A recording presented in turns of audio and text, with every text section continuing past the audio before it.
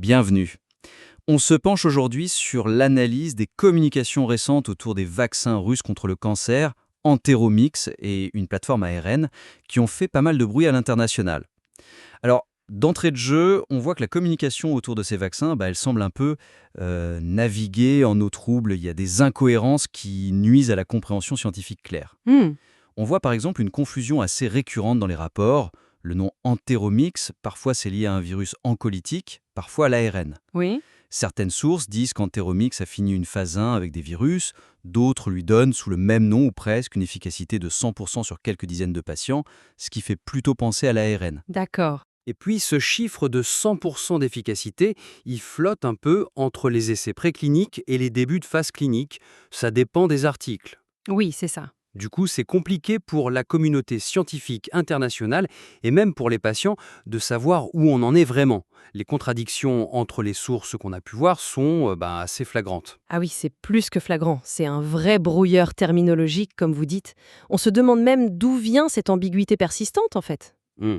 Est-ce que c'est juste un souci de coordination entre la recherche et la com, ou est-ce que c'est un peu entretenu?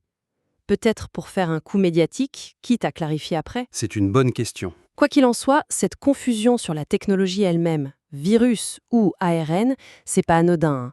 C'est deux approches complètement différentes. Ah oui, radicalement. Avec des mécanismes, des effets secondaires potentiels, même des défis de production qui n'ont rien à voir, pour un expert qui essaye d'évaluer le potentiel, c'est une info de base qui manque de clarté. Exactement. Et l'impact immédiat, c'est que l'évaluation scientifique sérieuse, elle est freinée. Comment on analyse la pertinence d'un résultat si on ne sait pas à quelle techno, à quelle phase d'essai ou même à quel produit ça correspond? C'est ça.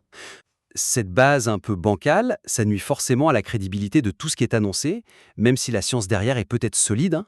C'est un peu un obstacle qu'ils se mettent eux-mêmes pour la réception par les pairs internationaux. Mhm. Pour sortir de ce brouillard, la première étape, elle paraît évidente, mais elle est cruciale. Il faut une standardisation, mais vraiment rigoureuse, de la terminologie dans toutes les communications officielles futures. Oui, Il faut absolument tracer une ligne claire. Si Enteromix, c'est le virus, alors il faut un autre nom pour la plateforme ARN. Et s'y tenir. c'est logique. Et surtout, lier systématiquement chaque affirmation, chaque chiffre à la bonne phase d'essai préclinique, phase 1, début de phase 2, et à la bonne plateforme. Sans cette discipline de base, difficile de construire la confiance. Pour être très concret, ça pourrait vouloir dire adopter une formulation systématique. Par exemple, dans les communiqués, dire «Notre plateforme Enteromix, basée sur des virus oncolytiques modifiés, a montré résultat X en préclinique sur des souris pour tel cancer». Voilà, Et séparément 1. En parallèle, notre plateforme ARN personnalisée, elle, a montré résultat X chez nombreux Z patients en phase 1 pour tel autre cancer.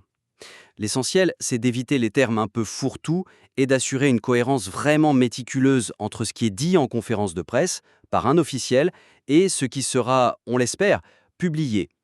Cette clarté de départ, c'est la base pour toute discussion scientifique sérieuse au niveau mondial. tout à fait. Et ce manque de clarté, justement, ça nous amène au deuxième point critique. Même si on arrivait à savoir de quelle technologie et de quelle phase on parle, la portée réelle des résultats annoncés reste très difficile à évaluer. Pourquoi ? Parce qu'il y a un manque criant de données de support accessibles et surtout évaluées par les pairs. On entend des affirmations très fortes relayées partout, ce fameux 100% d'efficacité, une disponibilité du vaccin presque pour demain. Oui, l'espoir est immense, c'est sûr. C'est clair, ça génère beaucoup d'espoir. Mais chez les experts, ça suscite aussi, et on le voit dans les sources, un scepticisme considérable. Logique. Et ce scepticisme, ce n'est pas juste une posture, ça découle logiquement d'une absence, celle des publications scientifiques détaillées issues d'essais cliniques plus larges, phase 2, phase 3, dans des revues internationales reconnues. Le standard mondial, quoi. Exactement, c'est le passage obligé pour valider des affirmations aussi fortes.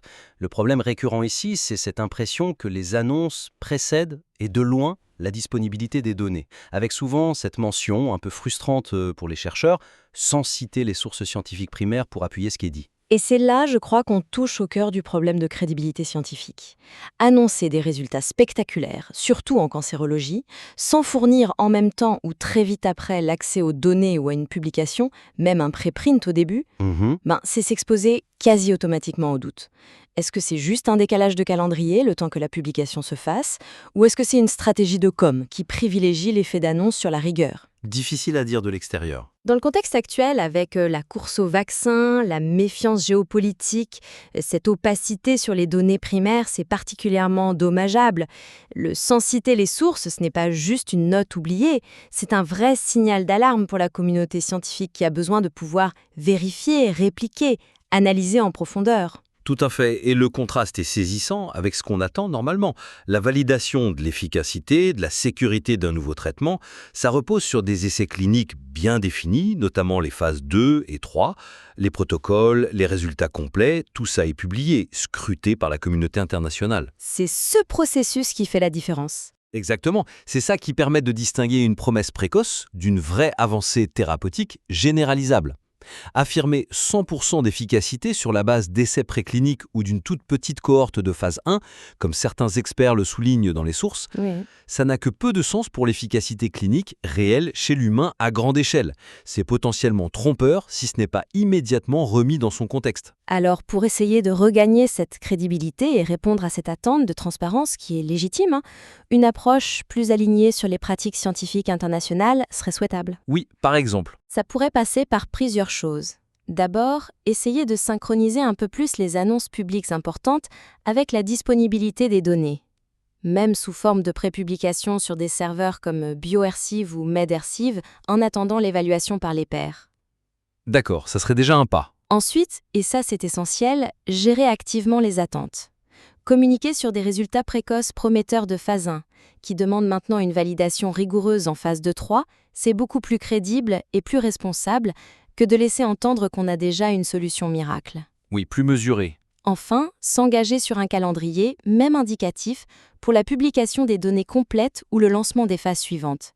Ça montrait une volonté de transparence et ça permettrait de répondre à cette question du sans citer les sources, avant même qu'elle ne soit posée trop fort. Concrètement, au lieu d'un titre choc sur 100% d'efficacité, la com pourrait être formulée comme ça par exemple.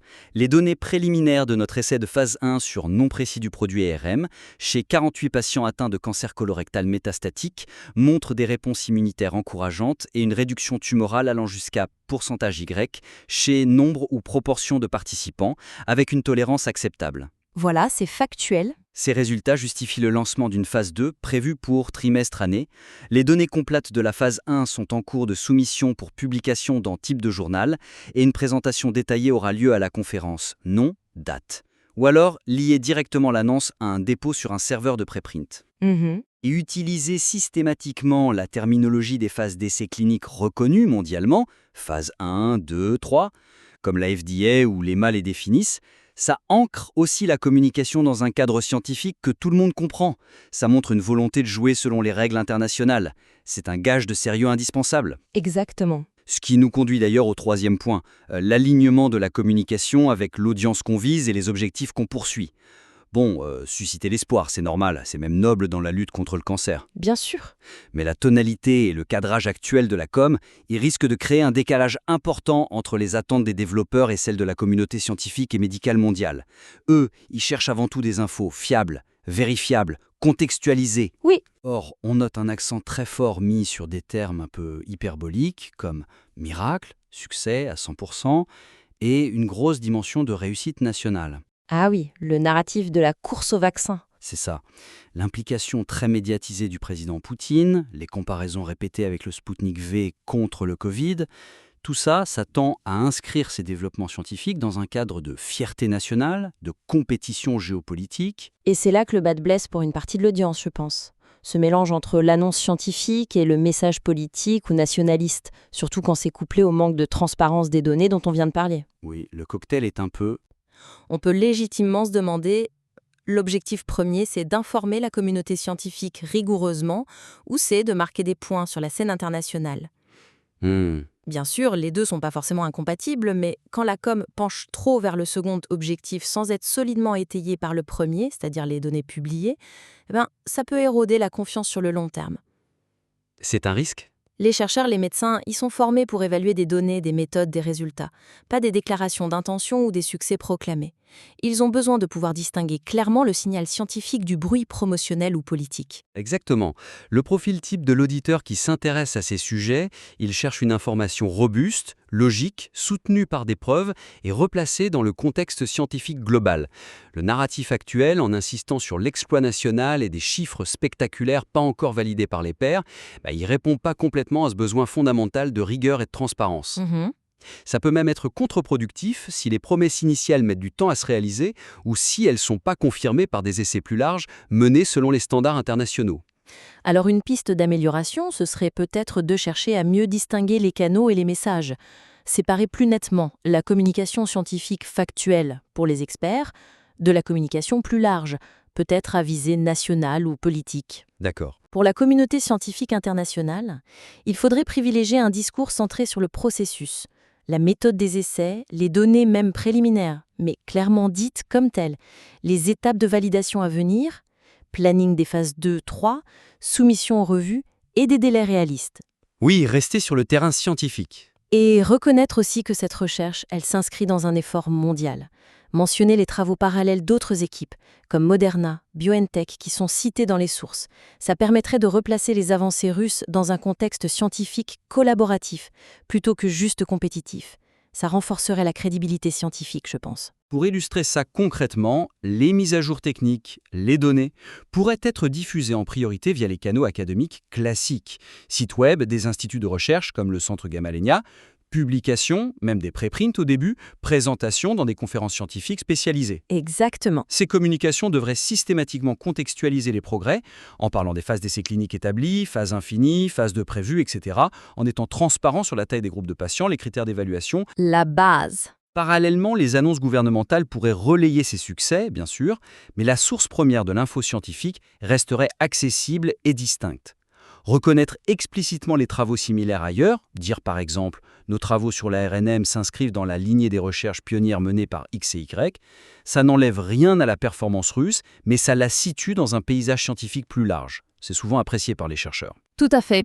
Et enfin, être clair sur le parcours réglementaire envisagé. Expliquer le processus national, peut-être accéléré, mais aussi aborder la question de la validation par d'autres agences, EMA, FDA, si une diffusion internationale est visée. Ça ajouterait une transparence bienvenue. Donc, en résumé, si on devait distiller les points clés de notre discussion sur la communication autour de ces vaccins russes, il y a 3 axes principaux qui ressortent. Premièrement, un besoin urgent de clarification et de cohérence dans les termes pour bien distinguer les technologies et les phases. Oui. Deuxièmement, l'urgence de renforcer la crédibilité par la transparence des données. Publier ou rendre accessibles les résultats évalués par les pairs, c'est crucial pour étayer les affirmations fortes et dépasser ce stade du sans citer les sources. Et ça implique aussi de gérer les attentes plus sobrement. Très important. Et troisièmement, une suggestion d'affiner la stratégie de communication pour mieux coller aux besoins de rigueur et de contexte de la communauté scientifique internationale. Peut-être en dissociant un peu plus le message scientifique du discours nationaliste ou politique. Précisément, le potentiel thérapeutique de ces approches, que ce soit les virus oncolytiques ou l'ARN personnalisé, il fait aucun doute, ça s'inscrit dans une recherche mondiale super prometteuse. Oui, c'est passionnant. Mais pour que cette promesse soit reconnue, acceptée par la communauté internationale, elle doit impérativement passer par le filtre de la validation. Une validation rigoureuse, transparente, ouverte, selon les standards scientifiques admis par tous. Indispensable. Et ça passe forcément par des essais cliniques de phase avancée menés avec méthode et dont les résultats complets sont partagés ouvertement. Il n'y a pas vraiment de raccourci possible à ce niveau-là. On espère en tout cas que ces réflexions pourront être utiles aux équipes qui communiquent sur ces avancées importantes. Bien sûr, si de nouvelles informations ou des communications mises à jour qui tiendraient compte de ces aspects étaient diffusées, on serait très intéressé de les examiner dans une prochaine analyse. Merci de nous avoir suivis.